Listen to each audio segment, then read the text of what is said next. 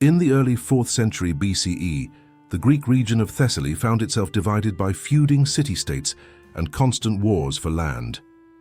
From this climate of unrest rose a man named Nicandros of Thessaly, a soldier who would later crown himself king. His ascent was marked by calculation, discipline, and an unyielding belief that fear was the truest form of order. Nicandros began his career as a commander under the Thessalian League. His military campaigns were efficient, aimed not at conquest, but at consolidation. He believed that uniting the quarrelsome towns of Thessaly under one flag was the only path to lasting peace. Through careful alliances with merchants and noble families, he slowly gained influence beyond the battlefield. When the League's council grew weak under internal corruption, Nicandros positioned himself as a reformer. He promised to cleanse the land of bribery, crime, and betrayal. His speeches emphasized moral purity and discipline.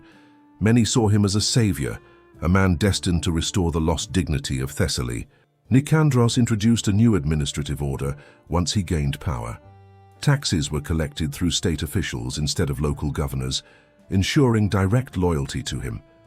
The military was centralized, and regional commanders were replaced by officers personally trained in his methods. This created a professional army that answered to one ruler alone. His approach to justice was strict. Crimes against the state, including theft of grain or disobedience during wartime, were punished swiftly. Nicandros believed that leniency bred chaos. In his court, even minor corruption was treated as treason, yet to the common people, he was still regarded as a stabilizing force. Under his rule, roads were built, markets thrived, and banditry nearly disappeared. Nicandros surrounded himself with advisors skilled in law and philosophy. He admired the teachings of earlier thinkers who argued that pain could purify the soul. Over time, these ideas influenced his understanding of justice. He came to see punishment not only as retribution but as a moral correction. The severity of the sentence, he reasoned, should reflect the depth of one's betrayal. As his rule extended, dissent began to fade. Artists and scholars were encouraged to praise his achievements, spreading his reputation beyond Thessaly's borders. Neighboring city-states sent emissaries bearing gifts acknowledging his power. Yet beneath this order lay a growing culture of fear. Whispers of cruelty began to circulate among servants and merchants who had witnessed the darker side of his governance. Nicandros established a state prison in the outskirts of Larissa, a facility reserved for enemies of the crown. Officially, it was called the House of Correction. In reality, it became a place where his theories of punishment were tested. No record exists of how many entered those walls, but few ever left. His relationship with the priesthood strengthened his authority further. Temples were instructed to bless his decrees, and oaths of loyalty were taken before sacred altars. The merging of religion and rule gave his laws divine weight. To disobey Nicandros became not just a crime against the state, but a sin against the gods. Nicandros also introduced reforms in agriculture and irrigation. He understood that prosperity would silence opposition more effectively than violence alone. Farmers were rewarded for productivity, and surplus grain was stored in royal granaries to prevent famine. For several years, the kingdom experienced stability and growth unmatched by its neighbors. However, beneath the surface of prosperity, a network of spies operated across his cities. Every tavern, market, and temple had informants. Loyalty was constantly tested, and accusations of disloyalty could arise without evidence. Fear ensured obedience, but it also bred quiet resentment among his subjects. By his 10th year of reign, Nicandros had transformed Thessaly into a disciplined and wealthy kingdom. His banners flew across every fortress, and his soldiers marched with unmatched precision. Foreign envoys described his administration as a model of efficiency. Yet behind his policies and reforms, his fascination with punishment deepened. He began collecting records of ancient tortures used by earlier civilizations. His scribes documented Egyptian, Persian, and Carthaginian methods. Nicandros treated this research as scholarly work, claiming it served to understand the extremes of human endurance. His personal library grew to include texts on anatomy, philosophy, and judicial theory. Advisors noted a change in his demeanor during these years. He spoke less of governance and more of moral cleansing. He questioned his philosophers on how pain could reveal truth and how punishment could serve as a lesson to the living. Those conversations would soon influence the most infamous chapter of his rule. Nicandros believed that fear, when visibly demonstrated, could deter rebellion more effectively than law itself. He began to design punishments that would serve as public warnings. The condemned were not merely executed, they were displayed. Their suffering meant to symbolize the consequences of betrayal. By his 15th year, he had consolidated total control. His word was final, his image appeared on all coinage, and dissent was nearly extinct. Yet his obsession with perfect obedience led him toward a philosophy that blurred the line between justice and cruelty. Nicandros's power reached its peak when foreign ambassadors from Sparta and Corinth attended his court. They praised his order and discipline, unaware of the silent terror that sustained it. The king had achieved everything he once sought: unity, prosperity, and absolute control. But within his fortress, he began to develop a new method of punishment, one that would soon make his name synonymous with torment. The idea came not from the battlefield or the council chamber, but from his observations of nature. He often studied insects in the palace gardens, particularly bees and ants, creatures that worked tirelessly under strict hierarchy. Their order fascinated him, their sting intrigued him. To Nicandros, they embodied the same principles he demanded from men: obedience, labor, and consequence. In his private journals, the king recorded notes on the behavior of bees when exposed to sweetness and decay. He observed how honey attracted them with irresistible force.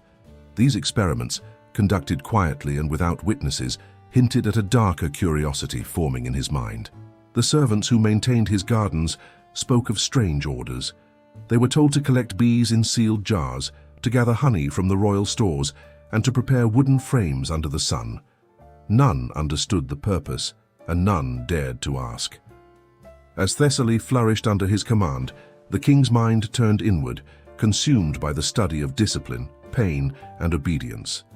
The honeyed prison had not yet been named, but its seeds had already been planted in the curious mind of a ruler who believed fear was the purest form of loyalty. In the years to come, those theories would take physical form, and the buzzing of bees would echo through the prisons of Greece. But for now, King Nikandros stood at the height of his power, admired, feared, and utterly convinced that only pain could preserve peace. By the 17th year of his reign, King Nicandros's rule had become both admired and dreaded. His governance was precise, his taxation fair, and his military unmatched in discipline. Yet beneath the structure of his success, the king's growing fascination with pain began to take shape as a system of justice that blended nature, philosophy, and fear. Nicandros's first experiments began within the royal prison of Larissa. He ordered his physicians and scholars to observe the effects of exposure, starvation, and animal interaction on condemned men. The stated purpose was to understand how suffering could purify deceit. His scholars documented every stage with clinical precision, turning torture into what he considered a scientific process. The honeyed prison emerged from these experiments. Nicandros believed that nature itself could serve as both judge and executioner. The method was simple in design, yet horrifying in effect. Prisoners were stripped and smeared with thick layers of honey before being tied to stakes near marshes or stagnant pools. There, under the heat of the Greek sun, insects were drawn to the sweetness. Quick reminder: if you are enjoying, do like the video and subscribe the channel for upcoming historical content. Bees, flies, and ants descended in swarms. At first, the victims struggled and shouted, but their voices soon weakened under the constant sting and bite. The honey kept their wounds moist, preventing quick death. Some survived for days, slowly consumed by the smallest creatures of nature. To Nicandros, it was the ultimate demonstration of justice delivered by the natural world. This punishment was initially reserved for those accused of treason or sacrilege. Nicandros announced it publicly during a court assembly, describing it as the judgment of purity.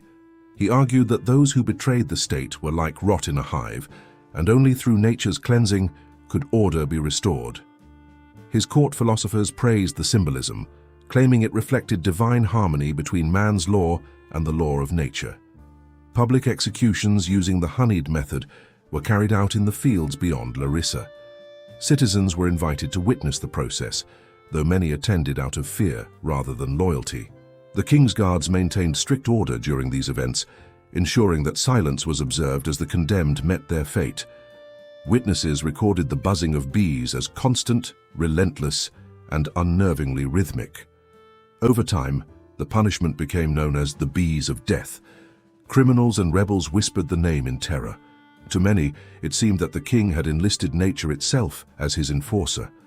Priests in the temples began to describe the bees as divine messengers of justice, chosen by the gods to uphold the will of Nicandros. The method was cruelly efficient. It required no blades, no flames, and little labor. The land itself became the instrument of punishment. The king's prisons emptied faster, and rebellion within the cities sharply declined. Even foreign envoys noted the unusual quietness of Thessaly, a realm where order had reached absolute perfection. Nicandros' interest in the psychological effects of fear deepened as the punishment spread.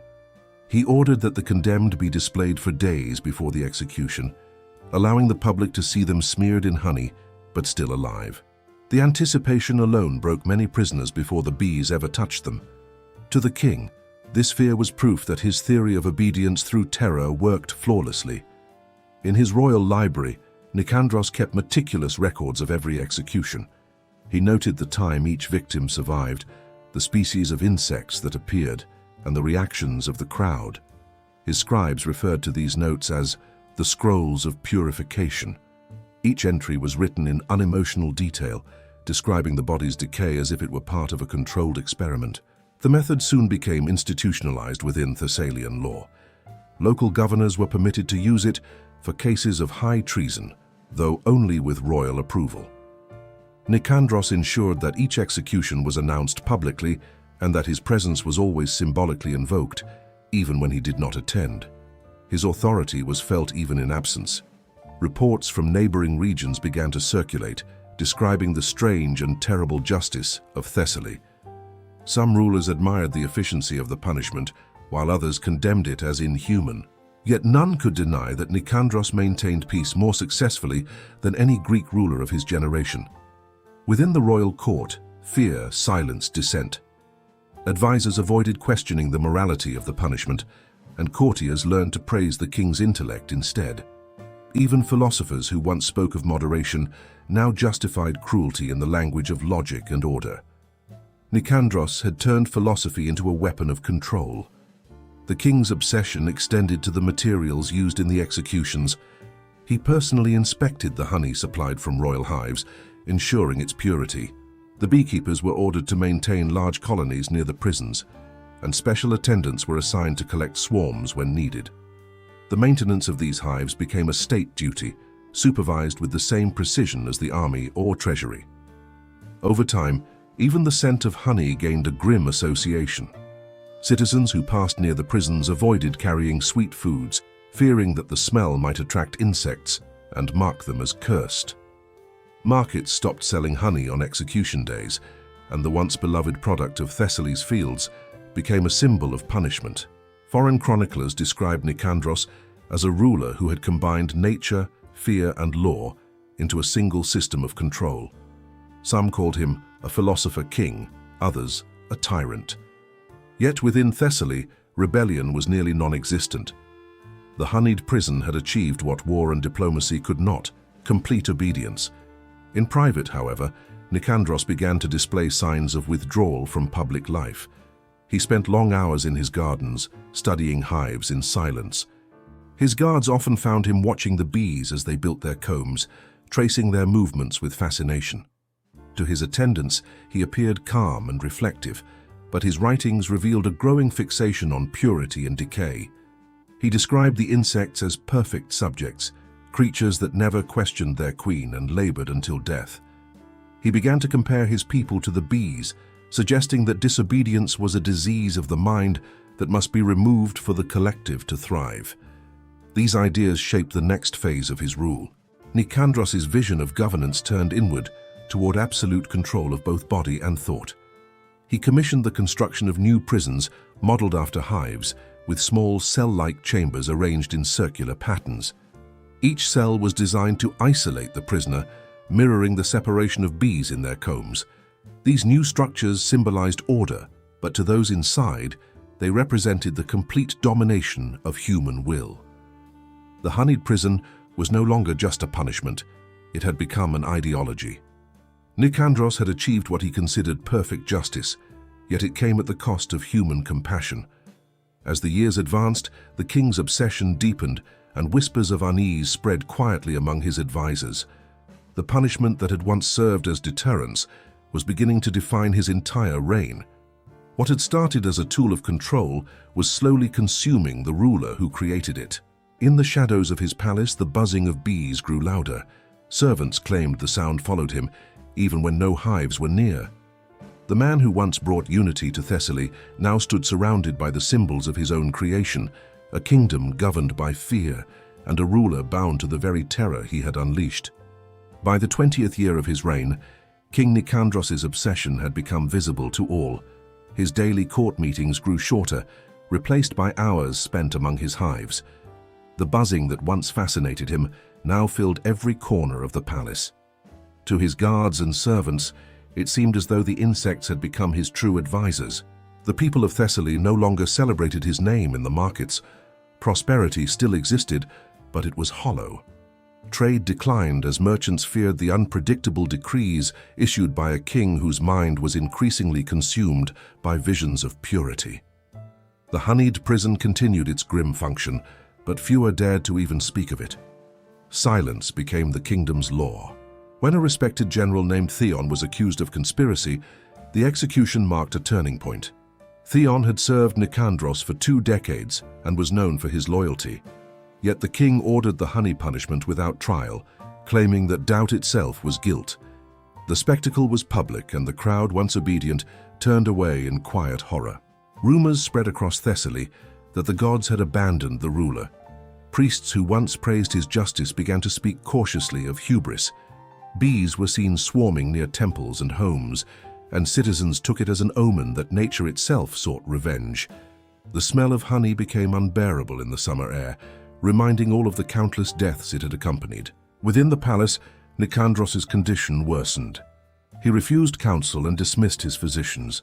He spent his nights walking the corridors with a candle, murmuring about balance and purity.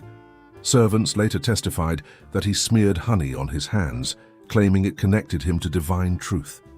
Some believed the bees had become his punishment, haunting him for the lives he had offered to their stings. One evening, a swarm escaped from the royal gardens during a storm. They entered through the open windows of the king's chambers, drawn by the scent of honey that covered his robes. The guards, hearing his cries, found him surrounded by thousands of bees. By the time they entered, Nicandros was motionless, his face covered in stings. The man who had used nature as an instrument of control had perished by its hand. After his death, the prisons were emptied and the hives destroyed.